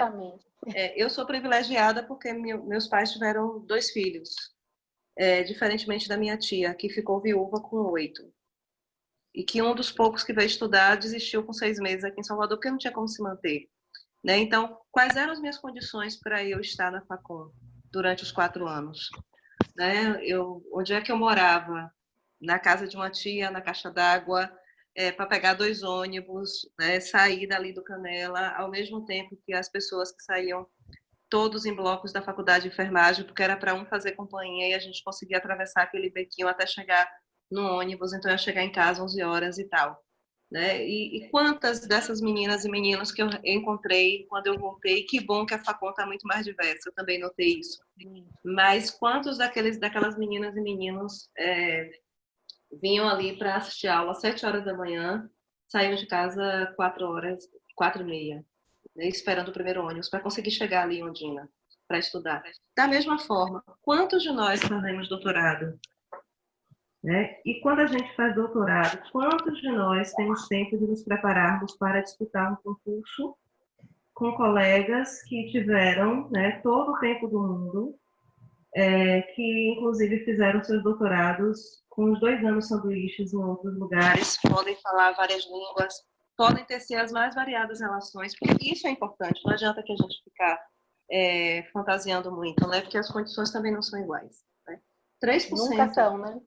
3% dos professores da UFBA, se a gente vai fazer um recorte, acho que são 3% apenas de professoras negras e negros. E quando a gente faz um recorte de gênero, é menos ainda. Quantos, se a gente consegue citar aqui um professor negro na Facom, a gente não consegue citar uma professora. Né? Então, assim, ainda tem isso, a questão do gênero. Então, nas redações, a mesma coisa. Como é que você vai emplacar a pauta? Como é que você vai ter essa consciência se você não tem informação? Né? Se você não sensibiliza. E a gente ainda vem com outros problemas, a precariedade.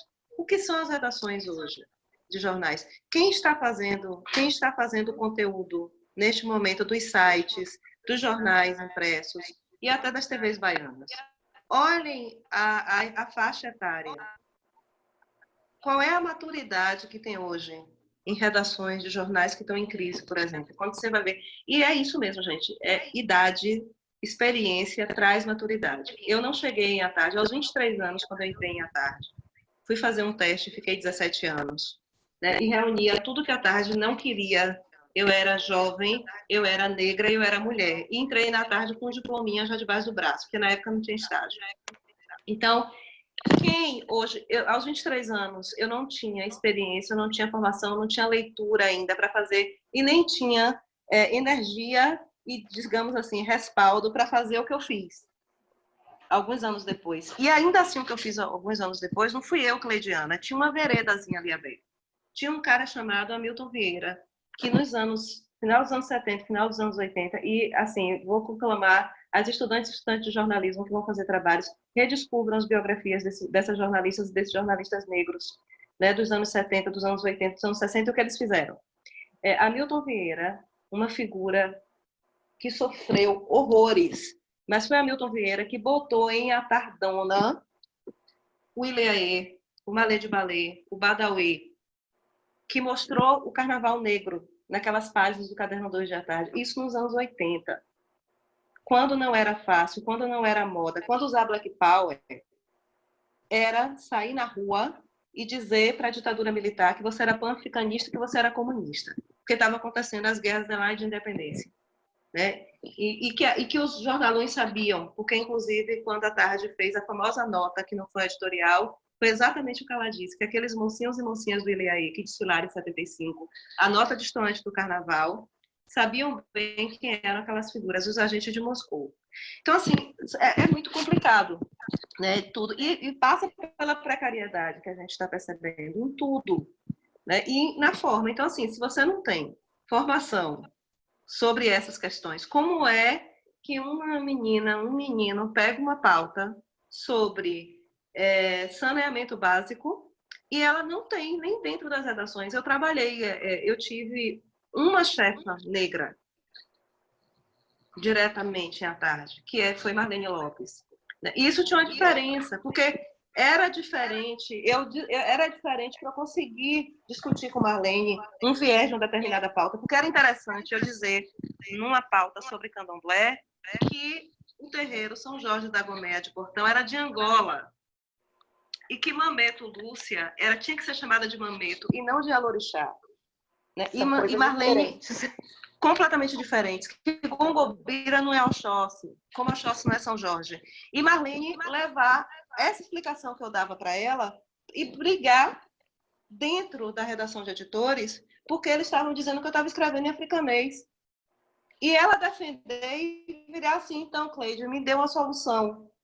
E a gente criou um glossário para sair no pé de cada matéria e explicar por que eu estava fazendo aquilo. Então, o fato de ter uma pessoa numa posição de poder muda tudo. A capacidade. Mas quantas Marlene Lopes, né, tem pelas redações baianas? Agora Quantas Marlene Lopes estão nas redações baianas? E nas quantas Marlene brasileiras, Lopes né? aguentam... Ainda tem uma outra coisa, gente. É muito doloroso. Se eu, como repórter, eu passei por vários momentos de muita dureza emocional, imagine ela, que absorvia coisas que eu nem imagino. Né? Que Se não ali, chegam no meu para o cantinho de repórter, me chegavam determinadas coisas muito pesadas, imagine para quem está no olho do furacão. Né? Jornalista não tem consciência de classe, jornalista acha que é patrão. Jornalista muitas vezes defende o interesse do dono do jornal, que o dono do jornal não está nem preocupado, porque ele nem lê o jornal. E o jornalista está lá defendendo os interesses. Querem ser mais realistas que o rei, querem traduzir a vontade. Porque cobra a economia, acha que está próximo do empresário. Não estou falando do cara que emprega 3 pessoas e acha que é empreendedor. Você não está falando do eu estou falando de empresário, né? de banqueiro, de rentista. O cara que cobre política, o cara que acha que é política, político. Isso, e acha que tem poder e que quer participar daquele poder. Né? Então, assim, é muito complicado, né? Se você não tem esse tipo... E essa consciência de classe, ela não vem, a gente não sai da faculdade com isso. Né? E não sai mesmo tendo uma boa formação técnica. Né? Imagine, mas a gente não tem formação, muitas vezes a gente não tem formação humanista. Né? As faculdades de comunicação, elas estão muitas vezes muito preocupadas, e principalmente do sistema privado, elas estão muito preocupadas, eu ensino nas 2 esferas, e muitas vezes elas estão muito preocupadas em fornecer a formação técnica, tecnológica, mas a humanidade está onde? Onde é que a gente está problematizando determinadas questões? Né?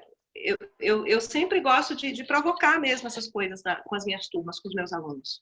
Né? Antes de explicar, por exemplo, sobre tecnologia digital, eu quero dizer para eles como é que esse mundo é construído. Pô, o Twitter é massa, o Facebook é massa, o Instagram é massa, mas são 3 rapazes. Quem são os donos desses 3 gigantes da tecnologia? Quem são os donos do Google, do Twitter, da Netflix? Quem são as pessoas que estão por trás disso? Né? Quem é Mark Zuckerberg? Um menininho estrutura do mundo, né? Que tem um império de 7 bilhões, que tem um império de 4 bilhões de pessoas ali conectadas, que é o imperador.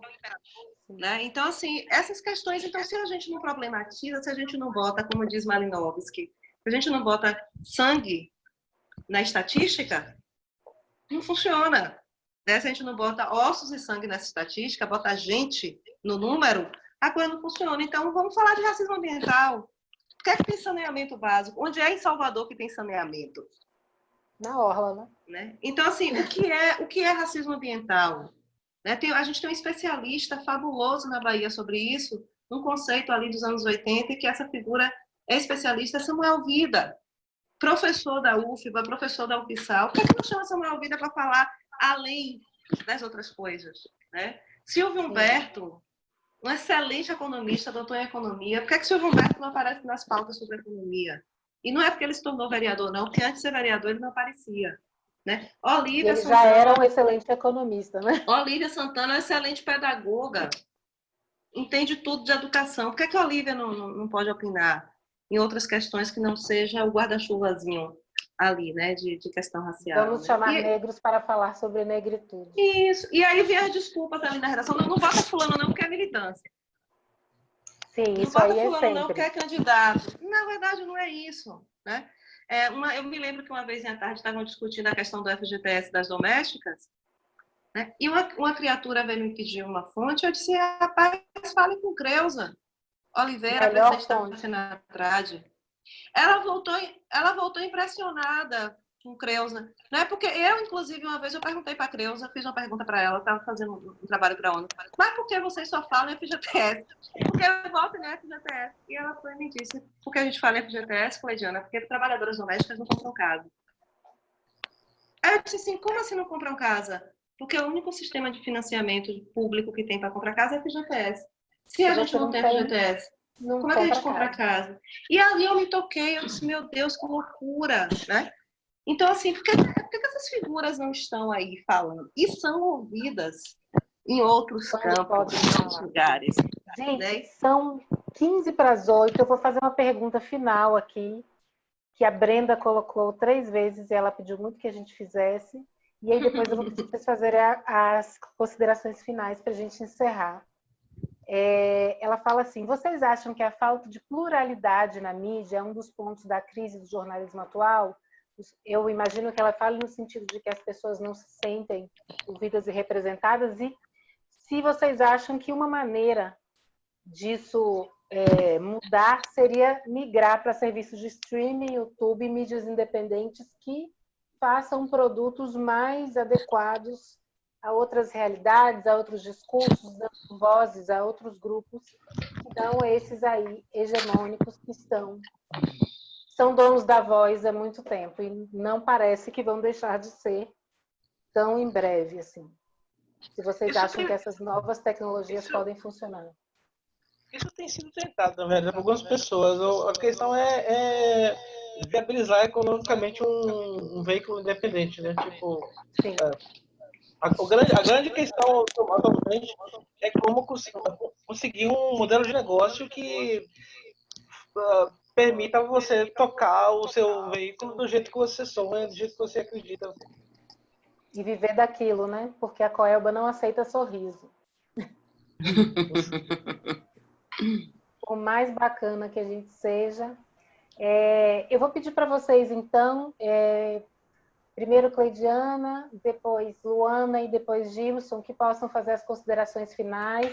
Façam, por favor, o merchan de vocês, que é falar onde vocês trabalham, como é que as pessoas podem encontrar vocês nas redes sociais para trocar ideia, conversar, fazer coisas juntos, enfim, porque são só elogios para vocês aqui. Eu acho que é importante que a gente reforce essa rede, que a gente se encontre em outros espaços que não seja essa live. Bom, primeiro eu quero agradecer a Facom. É sempre uma honra para mim voltar à minha primeira casa, né? Onde tudo começou, na Facom, onde tudo começou, né? Hoje eu estou, além do magistério, eu estou atuando na Flor de Dendê, que é uma plataforma de mídia independente dedicada a discutir a cultura afro-sertaneja, né? Porque é uma outra identidade muito interessante para a Bahia.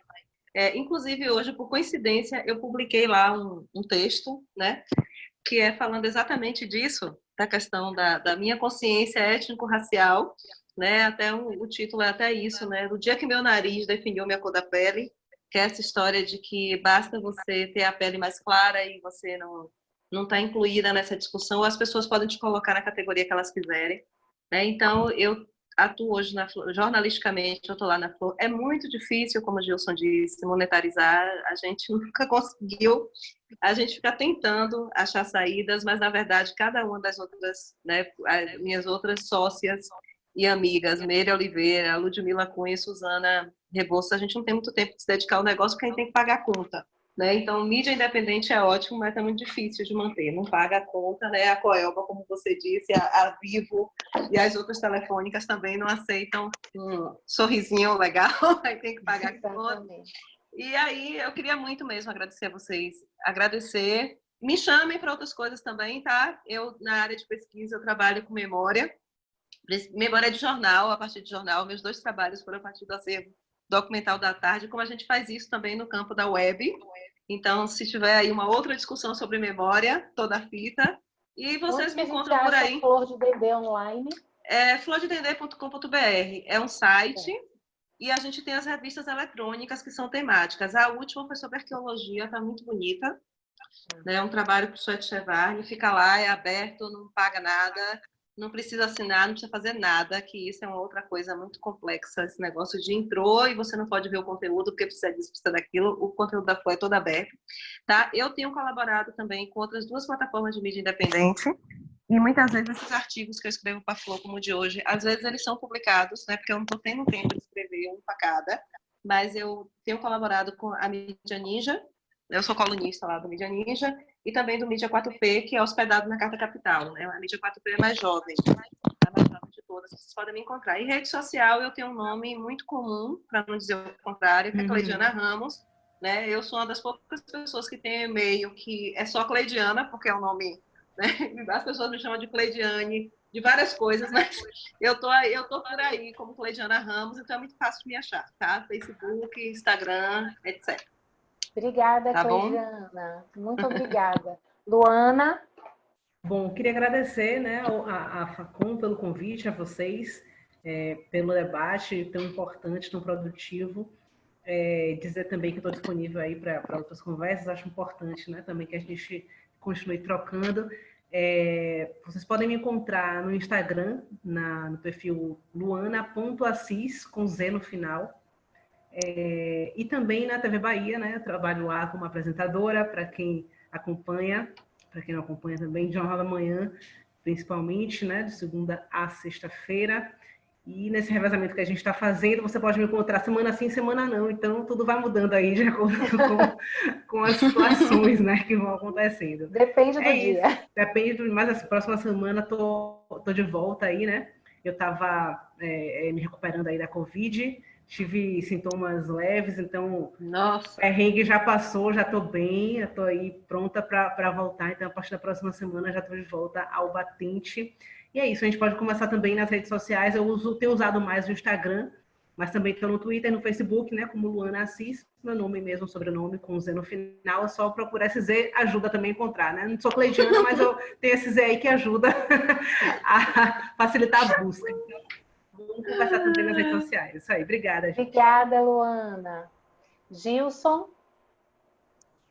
Estou aqui, não estava vendo. Bom, gente, considerações finais e como a gente te encontra. Eu adorei a conversa, adorei o papo. Estava um pouco nervoso porque realmente é a minha primeira participação numa videoconferência. Mas foi muito bacana, foi legal conversar com a Luana, conversar com a Leidiana, com a Ana Carolina, com as pessoas que fizeram perguntas. Meu agradecimento a todo mundo que estava aí por trás, né? Lucielen, também agradecimento à Suzana Barbosa. E eu tenho o quê? Facebook, Gilson Jorge, e Instagram, Gilson Jorge também, o Gilson da Bahia. Pronto, aí. Todo mundo se encontrou, não foi? Queria agradecer a vocês. Eu vou ler um último comentário aqui que eu achei bonito, de Moacir Carlos Almeida Neves Galera. Ele fala: parabéns pelo debate, Carol, Luana, Gilson Jorge, Cleidiana e os envolvidos. Vamos continuar debatendo, denunciando, levantando tema, mesmo que ainda tenhamos muitos colegas que vejam isso com indiferença. Acho que é isso. A gente vai fazendo presidente do Sinjorba, Moacir. Pronto, abração. Então. Eu achei importante falar, porque é isso. Ainda que muita gente não nos ouça, a gente vai ganhar, nem que seja pela insistência. Demora, mas a gente vai caminhando. Queria agradecer a vocês. Se eu tenho meu nome nas redes sociais, Ana Carolina Araújo no Facebook, mas no Instagram e no Twitter é @Carol mesmo. É bem fácil, porque eu tenho um nome muito comum, ao contrário de Cleidiane.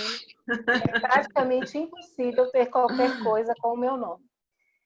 Boa noite para vocês, obrigada a todas as pessoas que participaram, mandaram perguntas, comentários, os colegas que vieram aqui dispor do seu tempo na sexta-feira para falar desse tema super importante. Sem vocês não dava para a gente falar sobre isso. Boa noite, até a próxima sexta. Acompanhem que aí durante a semana vai ser colocado o tema do próximo Em Casa com a Facom. Suzana vai entrar aqui para... Vou fechar rapidinho para dar uma boa noite em nome do GEJOL, do Grupo de Pesquisa em Jornalismo Online, que foi aqui hoje, digamos, quem de fato, dentro das instâncias da faculdade, foi o GEJOL que propôs essa roda de conversa. E eu agradeço muitíssimo, mais uma vez, por vocês todos e todas estarem aqui conosco. E quero, principalmente aqui aos meus colegas jornalistas, né, que eu, com alguns deles, trabalhei em momentos distintos em redação, o próprio Gilson Jorge, e alguns outros nomes que foram citados aqui. E Cleidiana lembrou também aqui de Hamilton Vieira, que eu tive a oportunidade de conhecer. Realmente, na memória, nessa luta, no jornalismo, acho que Hamilton teve um papel fundamental e realmente, aí falando da memória, né, desse trabalho de memória, é bastante essencial que se recupere também isso, né? Acho que tem aí gerações que trabalharam tão arduamente em momentos tão mais difíceis, talvez, né? E que foram imprescindíveis, creio eu. Tem muito ainda, a gente sabe que tem muito para fazer. Do lado de cá, das instituições, eu estou falando do lado de cá, estando em casa, mas eu estou falando pela instituição, pelas universidades, de modo geral, naquilo aqui que eu represento como professor, acho que cabe a cada um de nós também, de fato, como já foi dito aqui pela frase da Angela Davis, né? Temos que ser mesmo antirracistas e trabalhar por isso. Então, eu agradeço imensamente, foi uma ótima conversa aqui, e que, embora só com 2 horas, né, a gente sempre quer mais, eu acho que todos os participantes aí também. Mas eu agradeço pela atenção, pelos que participaram com os depoimentos em vídeo, né, a Silvana, a Midian e a Kelly, a professora que é da UNB, né, muito importante, que estava aqui também acompanhando, acho que a Silvana também, se não me engano. Então, e a todas e todos que estiveram conosco, estudantes, colegas e todos mais aqui. Quero agradecer aos técnicos da Facom que viabilizam esse projeto, certo? Também aqueles que acompanharam pelo Facebook, o Raulino, com a participação bem ativa, que também é egresso da Facom, é professor da rede estadual, tem aí também uma importante tarefa, e ele é muito dedicado nisso, então eu quero agradecer. Para nós foi grande noite ter vocês todas aqui conosco. Muito obrigada e até a próxima com outros temas também para a gente discutir, Gilson, Cleidiana e Luana, certo? Já está aqui registrada. Está registrado. Obrigada, boa noite, bom fim de semana. Tchau, tchau. Obrigada. Tchau, cuidem, saúde, hein?